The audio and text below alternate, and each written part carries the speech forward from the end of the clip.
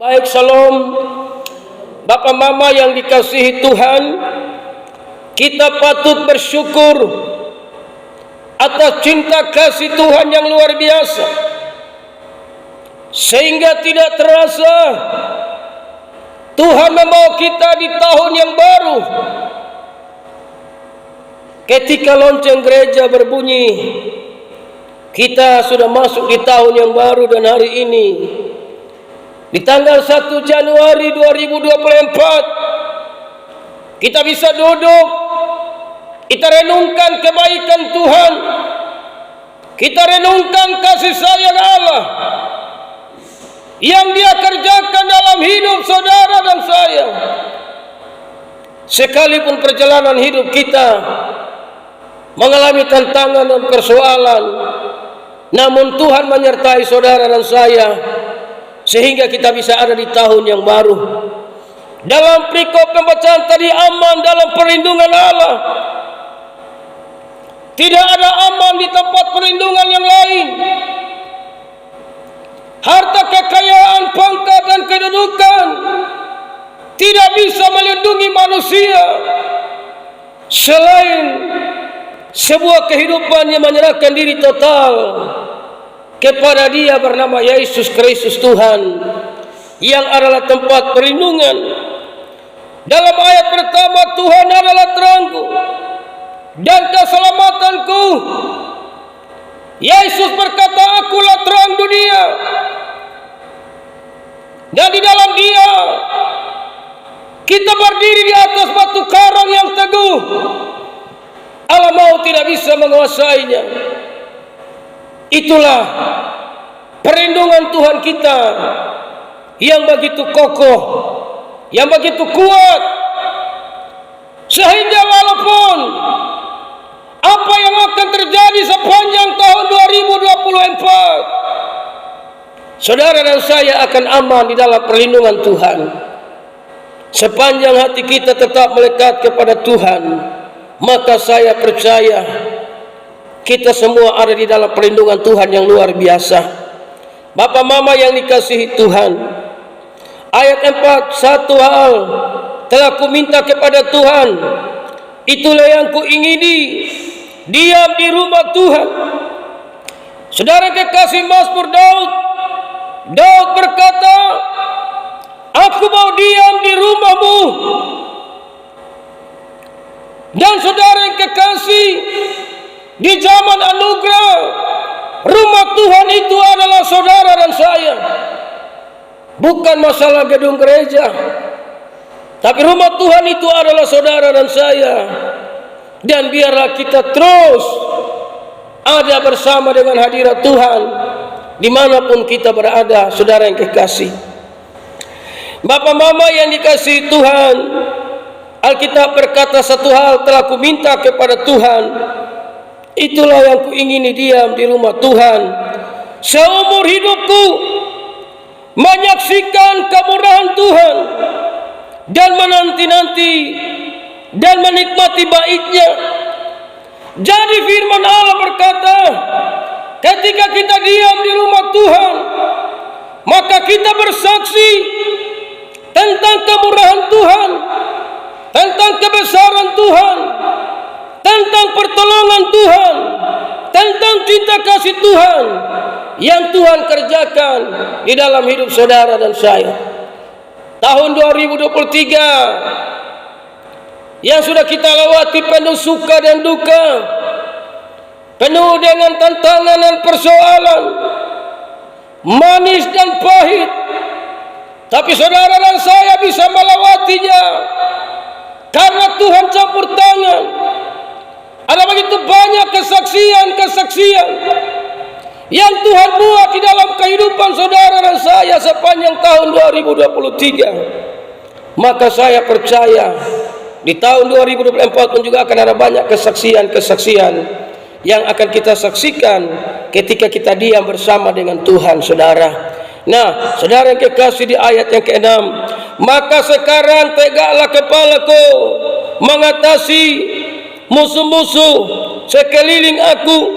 Jadi orang-orang yang diam di rumah Tuhan, orang-orang yang bergaul dengan Tuhan, orang-orang yang dekat dengan Tuhan, kepalanya selalu tegak, melihat kemuliaan Allah, melihat kasih karunia Allah, melihat kebesaran Allah, melihat pertolongan Allah yang Dia nyatakan di dalam Yesus. Dan biarlah sepanjang tahun ini, mulai 1 Januari ini, kita akan terus melangkah anak tangga demi anak tangga sampai kepada bulan Desember nanti lagi. Biarlah kita semua di dalam perlindungan Allah yang luar biasa. Dia menyertai keluar masuk saudara dan saya. Dia menyertai setiap kehidupan kita. Saudara yang kekasih dan saudaraku, ayat yang ke-9, janganlah menyembunyikan wajahmu kepadaku, janganlah menolak hamba-Mu. Inilah kerinduan kita. Firman Allah berkata, jangan menyembunyikan wajahmu kepadaku. Kita akan susah kalau Tuhan menyembunyikan wajahnya. Ya, saudara yang kekasih, tapi kalau Tuhan masih bersama-sama dengan kita, apapun kesusahan yang akan terjadi di tahun 2024, apapun bencana yang akan terjadi di tahun 2024, apalagi virus-virus yang akan terjadi di tahun 2024, sepanjang Tuhan tidak menyembunyikan wajahnya, saudara dan saya akan tetap kuat di dalam kekuatan Allah. Kita bersyukur atas anugerah Tuhan. Makanya saudara, di ayat yang ke-11, tunjukkanlah jalanmu kepadaku, ya Tuhan, dan tuntunlah aku di jalan yang rata oleh sebab seteruku. Perhatikan di situ dia katakan, tunjukkanlah jalanmu kepadaku, ya Tuhan, dan tuntunlah aku di jalan yang rata. Orang yang Tuhan menyertai, perjalanannya itu sekalipun melewati badai, gelombang, tapi dia seperti berjalan di jalan yang rata, karena Tuhan menuntun dia, Tuhan menguatkan dia, Tuhan menolong dia. Makanya di ayat yang ke-13, sesungguhnya aku percaya akan melihat kebaikan Tuhan di negeri orang-orang yang hidup. Firman Allah berkata, sesungguhnya aku percaya akan melihat kebaikan Tuhan di negeri orang hidup, di negeri manapun, di tempat manapun kita tinggal, namanya orang hidup, kita akan melihat kebaikan Tuhan. Kita akan melihat kebaikan Tuhan yang Tuhan kerjakan di dalam hidup saudara dan saya.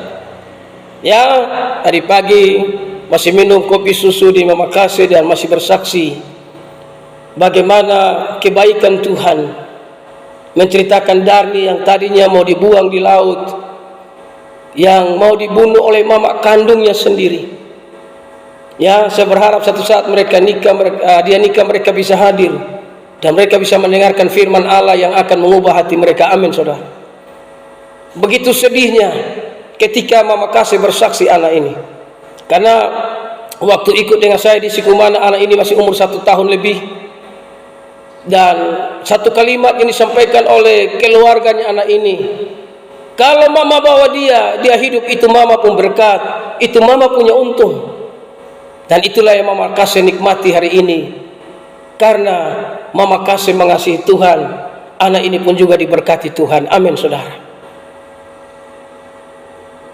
Dia menikmati apa yang Tuhan buat dalam hidupnya, yang tadinya mau dibuang oleh orang tua kandung, yang tadinya mau dibunuh oleh orang tua kandung karena kakak-kakaknya dia sudah mati karena tidak terpelihara, tidak dikasih makanan, minum, dan dianiaya, dan akhirnya anak itu juga korban.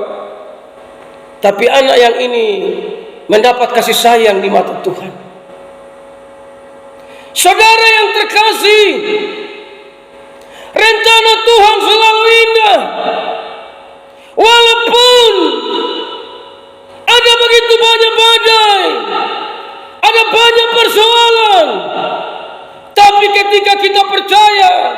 kita menikmati kebaikan Tuhan di negeri orang hidup.